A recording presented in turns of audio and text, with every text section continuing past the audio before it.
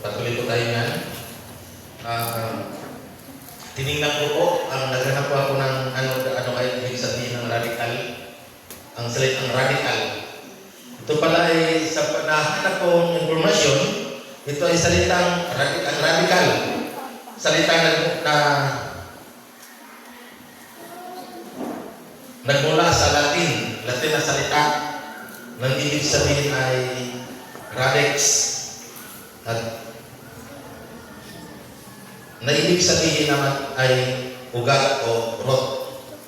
Yan ang nakita kong sa So, kaya pala pag sinabi ko na sa paliwanag ko nung nakakaraan ng Pastor, ang salitang pag sinabing radical, medyo marupok na pananalita, malalim na pananalita, kaya malawak na pananalita sa radical.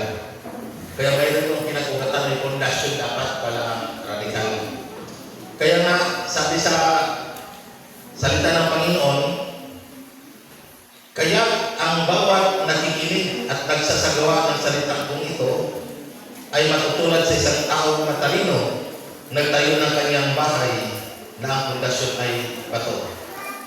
So, dapat ang radical ng pag-ibig mayroon siyang pundasyon. O may ugat siya, may malalim na pinag-ugatan ang pinag-pundasyon. Kaya mapatunayan na kaya ang bawat nakikinig at nagsasagawa ng salita ito ay tulad ng isang tao matalino. So, sabi daw kung matalino ang tao ay mayroon tayong pundasyon. Ang pundasyon natin walang iba kundi ang Panginoong Hesus. Kung tayo man nagsasabing mahal natin ang ating Diyos, mahal natin ating kapwa, wala tayong ibang pundasyon nga na pinagmumulan. Walang pinagmumulan na ugat niyan, kundi ang Panginoong Hesus lamang o ang Diyos lamang ang pinagmumulan. Kaya, nung paumpisa pa lamang nang likhain ng Diyos ang buong San Sinoco, sinabi ng Diyos na magkaroon ng liwanag, nagkaroon nga. Sinabi ng Diyos na magkaroon ng kalawakan, nagkaroon nga. Tangulaw sa kalangitan. Sinabi ng Diyos.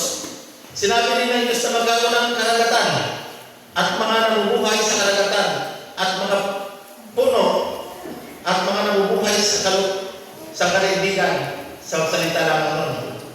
At nang ika-6 na araw, sinabi naman ng Diyos na ngayon, lalangin natin ang tao. Ang paglikha ng Diyos sa sanlibutan, ginawa niya ito sa pamamagitan ng salita lamang. Pero, nung lalangin niya ang tao,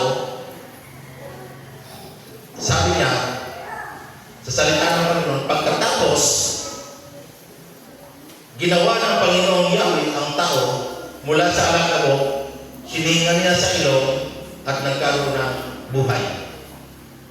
Doon pa lamang makita natin sa umpisa pa lamang kung isipin natin ang radical na pag-ibig ng Diyos, iniwan niya ang kanyang trono para hubugin tayo, lalangin tayo ng Diyos. Doon pa lamang ay pinahayag ng Diyos sa umpisa pa lamang na ang pag-ibig ng Diyos ay may personal touch sa bawat isa atin. Kaya kung pinapalaman ng Diyos ang pag-ibig sa bawat isa atin, dahil tayo ay mahal ng Diyos. So, hindi tayo nilang ng Diyos sa pamamagitan lamang ng salita, kundi bumaba siya kayo ng trono at umulma ng isang likabok, binigyan ito ng buhay ng Diyos, hindi sa pamamagitan ng salita. Tingnan po natin ang personal touch sa Panginoon sa bawat isa atin. Kaya sa binasa ng ating kapatid, sa binasa Panginoon, sa 1 chapter 4, verse 7 to 21, napaganda na may mapart dito. Una kininang ko muna dito.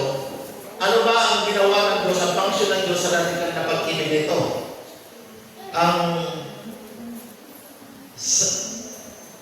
Sa 1 chapter 4, verse 7 to 21, ang Diyos ang author ng pag-ibig.